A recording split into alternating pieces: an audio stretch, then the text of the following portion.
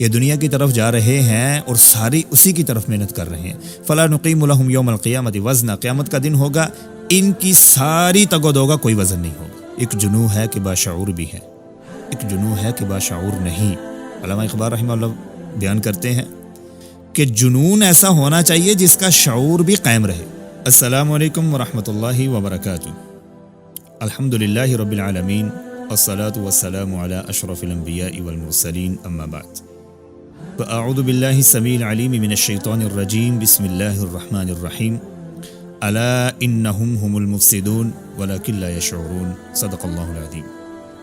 ناظرین، اللہ رب العزت نے قرآن مجید کے اندر بے شمار وعیدیں، سزائیں ایسے لوگوں کے لیے بیان کی ہیں جو اللہ تعالیٰ کی حدود کو پامال کرتے ہیں، جو اللہ کی قائم کی گئی حدیں ان کو پار کرتے ہیں اور اپنی منمانی کی زندگی اور اپنے منمانی کے قانون نافذ کرنے کی وہ کوشش کرتے ہیں.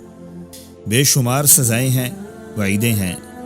اللہ رب العزت نے السارق والسارقۃ فاقطعوا، جو چوری کرے گا اس کے ہاتھ کاٹ دیے جائیں، یہ بھی سزا ہے. اور جو اللہ کی آیات کا انکار کرتے ہیں اولئک اصحاب النار، یہ آگ میں جائیں گے، جہنم میں جائیں گے، خالدین فیہا، اور اس میں ہمیشہ رہیں گے. یہ بھی ایک سزا ہے، بہت بڑی سزا ہے. اور اللہ رب العزت نے فجلدوہم 80 جلدہ، 80 کوڑوں کی بھی سزا رکھی ہے جو زنا کرتے ہیں. یعنی اگر قرآن مجید کو ہم پڑھیں گے تو بے شمار وعیدیں ہیں، بے شمار سزائیں ہیں ایسے لوگوں کے لیے جو گناہ گار ہیں. ایک سزا ایسی ہے جو اتنی بڑی ہے، جو اس قدر سنگین سزا ہے، جو ہم غور سے پڑھیں تو ان سب چیزوں کا احاطہ کرتی ہے، ان سب سزاؤں کا. یعنی اسی بنا پر انسان ان سزاؤں کا مستحق ہوتا ہے. اللہ رب العزت نے قرآن مجید میں بار بار یہ بات بتلائی ہے کہ الا انہم هم المفسدون ولکن لا یشعرون. یعنی جو منافق ہیں وہ کہتے ہیں ہم تو معاشرے میں اصلاح کرتے ہیں لوگوں کی. اللہ رب العزت فرماتے ہیں نہیں، یہ فساد برپا کرتے ہیں، لیکن مسئلہ ان کے ساتھ یہ ہے، سزا ان کی یہ ہے ولکن لا یشعرون، ان کو شعور نہیں ہے، ان کو علم نہیں ہے، ان کے دماغ، ان کی کھوپڑی کے اندر یہ بات نہیں آتی. یہ جو کام کر رہے ہیں یہ کام ان کو جہنم کی طرف لے کر جا رہا ہے، اللہ سے دور لے کر جا رہا ہے. سوچیں کہ کس قدر بڑی سزا ہے کہ انسان گناہ کر رہا ہے اور اسے پتہ نہیں کہ وہ گناہ کر رہا ہے. اگر پتہ ہو تو انسان خود کو ٹھیک کر لیتا ہے.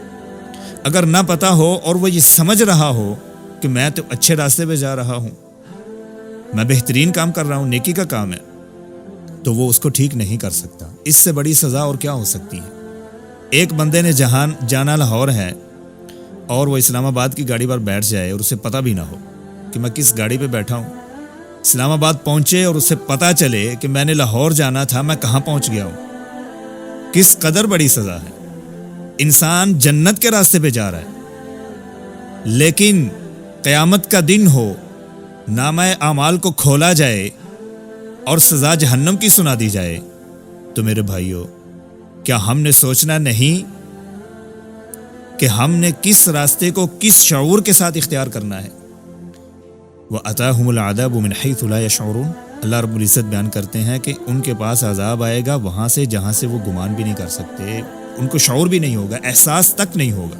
اور شعور کا معنی بھی یہی ہے، احس، کسی چیز کا احساس کیا جائے پورا، وعلم، اور اس کے بارے میں علم اختیار کیا جائے.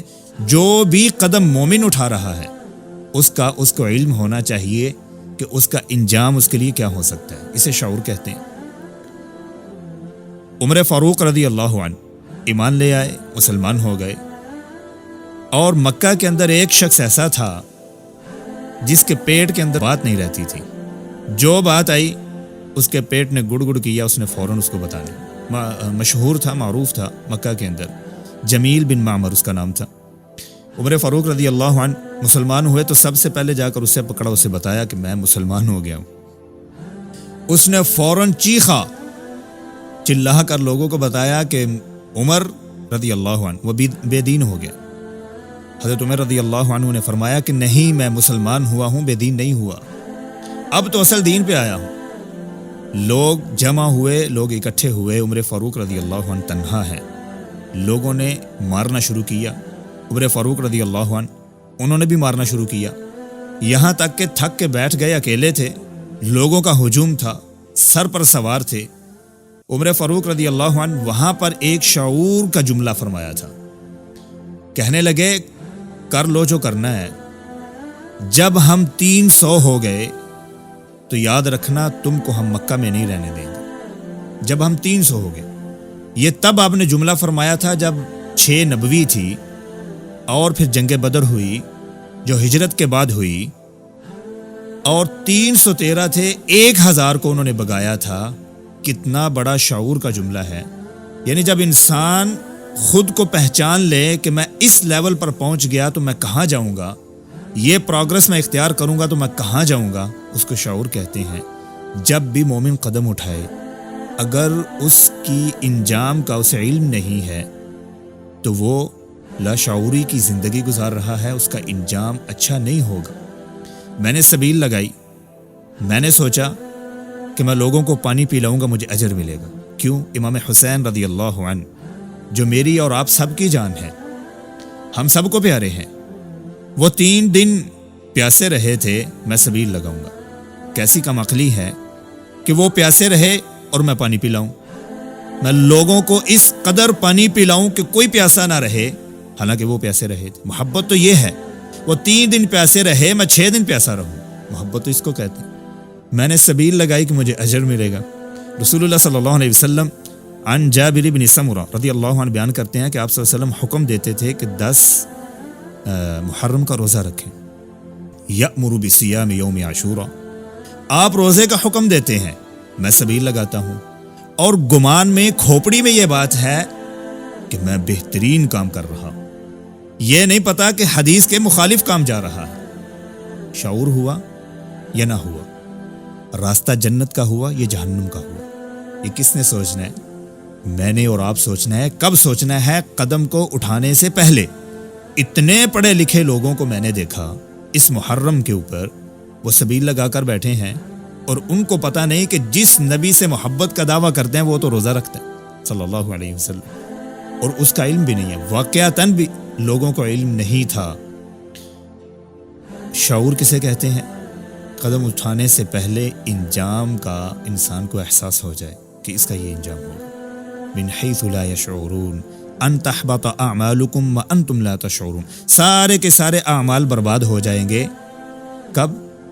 کہ جب انسان کو شعور نہیں ہوگا اور وہ ایسا قدم اٹھا لے گا، وانتم لا تشعرون، اور تمہیں پتہ بھی نہیں چلے گا کہ اعمال سارے ضائع ہو گئے۔ اللہ رب العزت بیان کرتے ہیں ایسے لوگوں کے بارے میں جو گمان یہ کرتے ہیں اپنے دماغ اور اپنی عقل کے لحاظ سے ہم بہترین کام کر رہے ہیں، حالانکہ اللہ رب العزت کی کتاب کے مطابق، اصول کے مطابق وہ کام ہی اصول کے خلاف ہے، دین کے خلاف ہے۔ قل هل ننبئکم بالاخسرین اعمالا، سورۃ الکہف میں اللہ رب العزت نے بیان کیا، کیا میں تم کو خبر دوں ایسے لوگوں کی جن کے اعمال سارے کے سارے خسارے میں جائیں گے؟ سارے لوگ اعمال کے لحاظ سے خسارے میں ہیں، ہباء منصورا، ذروں کی طرح اللہ رب العزت اعمال کو بکھیر دیں گے، اڑا دیں گے۔ وہ کون لوگ ہیں؟ الذین ضل سعیہم فی الحیاۃ الدنیا، وہ سارا دن پلان کرتے ہیں دنیا کے بارے میں، تگو دو کرتے ہیں، سعی کرتے ہیں، بھاگتے ہیں، دوڑتے ہیں، محنت کرتے ہیں دنیا کی خاطر، اور وہ گمان کیا کرتے ہیں؟ وَيَحْسَبُونَ أَنَّهُمْ يُحْسِنُونَ صُنْعًا، ان کا گمان یہ ہوتا ہے اپنی عقل کے مطابق کہ میں تو بہترین کام کر رہا ہوں۔ اللہ رب العزت بیان کیا کرتے ہیں؟ قُلْ هَلْ نُنَبِّئُكُمْ بِالْأَخْسَرِينَ أَعْمَالًا، ان کے اعمال سارے کے سارے خسارے میں جائیں۔ یہ اصول سے باہر نکل چکے ہیں، ان کو شعور نہیں ہے، یہ دنیا کی طرف جا رہے ہیں اور ساری اسی کی طرف محنت کر رہے ہیں۔ فَلَا نُقِيمُ لَهُمْ يَوْمَ الْقِيَامَةِ وَزْنًا، قیامت کا دن ہوگا ان کی ساری تگ و دو کا کوئی وزن نہیں ہوگا۔ فَلَا نُقِيمُ لَهُمْ، میں قائم نہیں کروں گا، ہم نہیں قائم کریں گے، یوم القیامت وزنا، ایسی ساری تگ و دو، ایسی دوڑ، ایسی سعی کا کوئی بھی وزن نہیں ہوگا۔ ایک جنوں ہے کہ باشعور بھی ہے، ایک جنوں ہے کہ باشعور نہیں۔ علامہ اقبال رحمہ اللہ بیان کرتے ہیں کہ جنون ایسا ہونا چاہیے جس کا شعور بھی قائم رہے، کہ جنون ایسا ہے میں نے اپنے جسم کو چھریوں سے چھلنی کر لیا، یہ جنون ہے، اس کے اندر شعور قائم نہیں ہے۔ ہمارا دین، ہمارا اسلام اس کی تبلیغ نہیں کرتا تو کیسا شعور ہوگا؟ اور جنون وہ ہونا چاہیے جس کے اندر شعور، حواس انسان کے قائم رہیں، وہ شعور ہوتا ہے، اسی کو ہم نے قائم کرنا ہے، پھر ہی جنت کے راستے پر ہم چل سکیں گے۔ اللہ سے دعا ہے کہ ہمیں سمجھنے کی توفیق عطا فرمائے۔ وما علیہ الا البلاغ۔